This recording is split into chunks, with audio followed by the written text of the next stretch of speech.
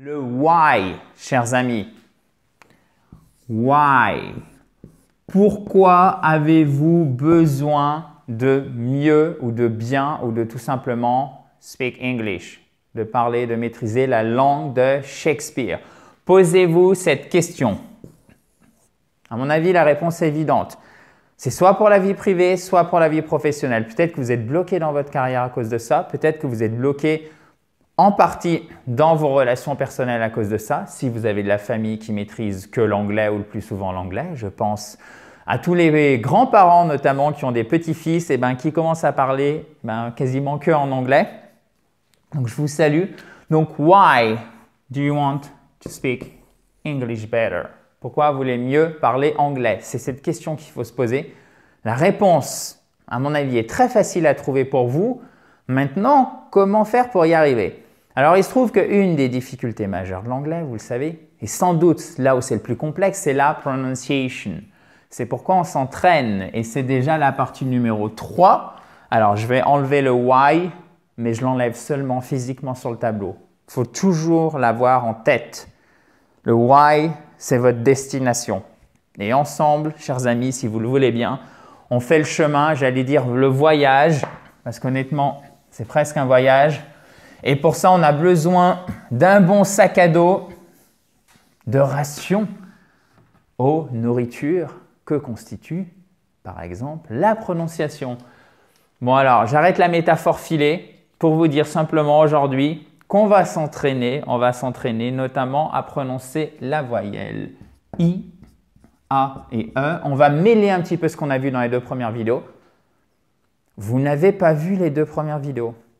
Bon, allez, parce que vous êtes sympa, on vous met le lien, les deux liens, juste en dessous. Et par la même occasion, puisque vous voulez améliorer votre anglais, si vous êtes là, abonnez-vous à la chaîne YouTube. Vous avez un cours en libre accès chaque jour. Vous cliquez juste ici. Vous pouvez même cliquer sur la petite cloche pour recevoir automatiquement la notification quand je mets le cours en ligne. Et récupérez votre kit complet. Comme ça, vous êtes bon pour partir et pour reprendre votre apprentissage de l'anglais en cliquant sur le i en haut à droite. C'est 37 pages illustrées concrètes qui arrivent directement dans votre boîte email. Si vous ne voyez pas le i, vous avez le lien juste en dessous. Bon, très bien. How are you? How are you? Comment vas-tu? How are you? How are you? How are you? I'm fine. Pas fine, évidemment. Bon, généralement, vous le connaissez. Mais là où c'est intéressant, c'est que ce n'est pas fine. Non, c'est fine. Et ça signifie aussi… Alors, je le fais avec les doigts. Vous n'avez rien vu. Parfait. C'est aussi l'amende. Ça permettra d'enrichir votre vocabulaire. Mais oui, ça, c'est super positif. Ça, on aime un peu moins, généralement, qu'on soit un particulier ou une entreprise. L'amende, a fine. C'est toute l'ironie du vocabulaire en anglais. Ensuite, la pièce, le morceau, le bout, la partie, piece et pas peace. Donc là, oui, parce que qu'est-ce que c'est peace? Je vous laisse deviner. Donc, ça, c'est un i court. OK? Et ça, c'est un i long. Peace, donc i court, vous allez en arrière pour le prononcer. I long, vous allez en avant. Peace, peace. OK? Peace avec le i long aussi. Peace, c'est la paix. OK? Avec le i court, peace, peace, peace. J'exagère sur la longueur. Peace, peace, peace. Ça, c'est la peace, littéralement. Donc, peut-être que vous ne voulez pas vous tromper.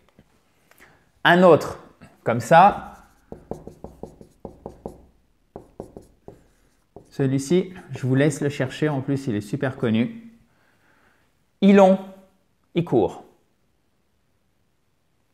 OK, guys? Ayez la curiosité de chercher.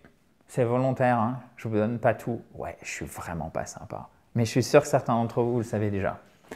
Ensuite, là, ce qui est très intéressant, c'est qu'on a un mot déjà, entre guillemets, un petit peu long. D'accord? Là, on avait 4 lettres. Là, on en avait 5. Là, déjà, on est passé à 8 lettres. Donc, ce qui va être tout de suite capital, vous l'avez compris, c'est quoi? C'est la place de… C'est pas la prononciation de la voyelle, c'est la place de l'accent tonique en premier. Et ici, il se trouve sur la première syllabe. Et donc, comment on va prononcer la voyelle? Parce que dans la syllabe, les consonnes, c'est pas très difficile en anglais. Il y en a certaines qui ne s'entendent pas souvent. Ça va être par exemple le W ou ça va être encore le H. Mais une fois que vous avez pu trouver la prononciation de la bonne voyelle, comme la prononciation des consonnes, c'est un peu, si vous voulez, le récipient, les consonnes, et vous remplissez avec les voyelles. Et c'est ces voyelles justement qui souvent sont un peu plus délicates au niveau de la prononciation. Et ici, c'est un E comme un E, okay? Comme le E accent grave, ce qui nous donnera, puisqu'on a notre accent tonique en premier, sentence, sentence. OK, guys? Ensuite, très intéressant, c'est pas stat, l'état, l'état des choses ou un état, par exemple, Alabama, l'état d'Alabama, d'accord? Alabama, state et pas state. State, c'est un A, comme dans Osei, state. OK, guys? On recommence. Allez, on va faire les 4 puisqu'on est à la moitié. Très vite. Fine, peace, sentence, state. J'ai volontairement appuyé sur celui-ci pour que vous sentiez la puissance de la diphtongue puisque ici, c'est un son long. A, state, sentence, sentence, qui est aussi… Alors, pardon, je vais vous dire une bêtise, qui signifie la phrase, ok? Peace, son long, peace, peace, peace, et non pas peace. Fine, très bien. Alors, on continue. Maintenant, essayez de deviner la prononciation des deux A ici, du double E ici et du E ici. Capable. Alors, c'est to be…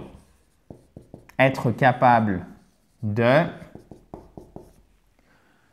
to be able, et non pas to be able to, parce qu'on n'est pas able to en anglais. Non, non, on est able, able. Il faut vraiment ouvrir sa bouche, able. C'est ici exactement le même son que vous venez de voir, ou en tout cas le double son, c'est exactement, pardon, donc la même diphtongue que dans state, ok? Table, able. J'ai pas oublié la table, si, mais vous aviez suivi. Bravo, vous êtes plus attentif que moi, c'est parfait. Continuez. D'ailleurs, puisque vous avez été attentif, on va faire les 6 en commençant par le début. Et oui, par la fin. Enfin, du coup, c'est le début. Parce que sinon, après, vous faites plus du par cœur qu'une véritable utilisation de votre mémoire profonde quand on change l'ordre logique. C'est pour ça que des fois, je vous le fais à l'envers. Vous savez tout. Able, table, state, sentence, peace, fine. Bon, j'ai exagéré encore une fois sur la longueur. C'est le cas de le dire. On recommence par la fin. Eh oui. Able, table. À vous. State, sentence, peace, fine. Parfait. Continuons. Alors, à mon sens, je n'ai pas en mémoire de mots dont le double E n'est pas prononcé comme un I long. De mémoire. Hein. Donc, attention, ici, par contre, on n'entend pas le H. Je vous ai dit que souvent le W ou le H pardon, ne sont pas prononcés, d'accord? Notamment quand vous avez un W et un H qui se suivent, c'est soit le W qui saute, si je puis dire, ou soit le H. Par exemple, dans who, on ne dit pas woo, ok?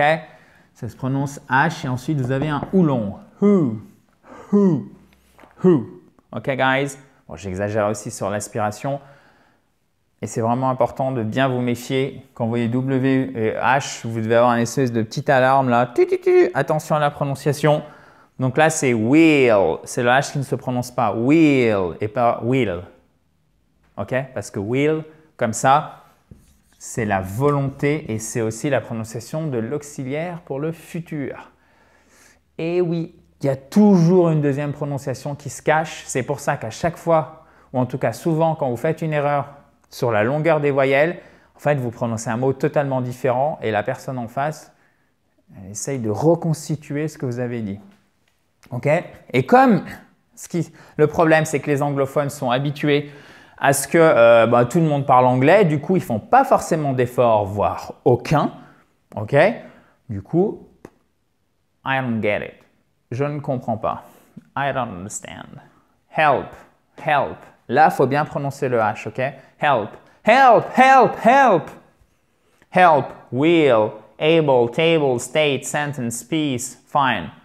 On recommence. Allez, c'est parti. À vous.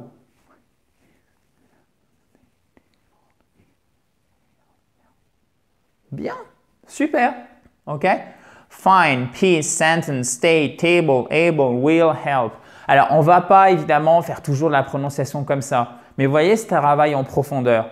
Il faut le faire régulièrement, c'est super important. Et dès que vous apprenez du vocabulaire, vous devez toujours apprendre la prononciation. C'est pour ça que « and mark my words », OK? Mark my words, ça veut dire « souvenez-vous bien » de ça, ça ne sert à rien d'apprendre l'anglais avec un livre. C'est complètement contre-productif. Pourquoi? Parce que vous ne pouvez pas apprendre l'anglais simplement à partir de l'écrit. Je n'ai pas dit que l'écrit, ça ne sert à rien, loin de là. Je dis que c'est simplement une partie. Et sans les fichiers audio pour la prononciation ou les explications telles que je suis en train de vous les donner depuis ces 3 vidéos, vous ne pourrez pas parler correctement anglais. Donc, quelle que soit la formation, le programme, la méthode que vous suivez, il faut absolument que vous ayez une partie prononciation, phonétique, fichier audio, de manière générale, une partie orale si vous voulez parler anglais. Si vous voulez faire que de l'écrit, pas de souci. Mais honnêtement, je ne pense pas que ce soit votre cas. Et de manière générale, de toute façon, quand vous lisez, vous les prononcez correctement. Donc, vous avez besoin de ça. C'est super, c'est primordial. Ce n'est pas super important, c'est indispensable, c'est primordial. Gardez ça en tête, chers amis. On recommence une dernière fois. C'est parti. 1, 2, 3. Find, piece, sentence, state, table, able, will, help. C'est bon? Parfait. Alors, pour vous abonner à la fabuleuse chaîne YouTube, c'est juste ici en bas à droite. Si vous ne l'avez pas fait, vous avez la cloche à côté pour recevoir les notifications. Donc, vous pouvez l'activer. Et comme vous avez un cours en libre accès chaque jour, qu'est-ce qui va se passer? Vous recevrez automatiquement une notification. Vous pouvez aussi très facilement l'enlever si vous ne souhaitez pas recevoir cette fameuse notification. On continue, chers amis, demain dans la joie et la bonne humeur, bien évidemment. Donc, talk to you tomorrow, guys. Bye bye.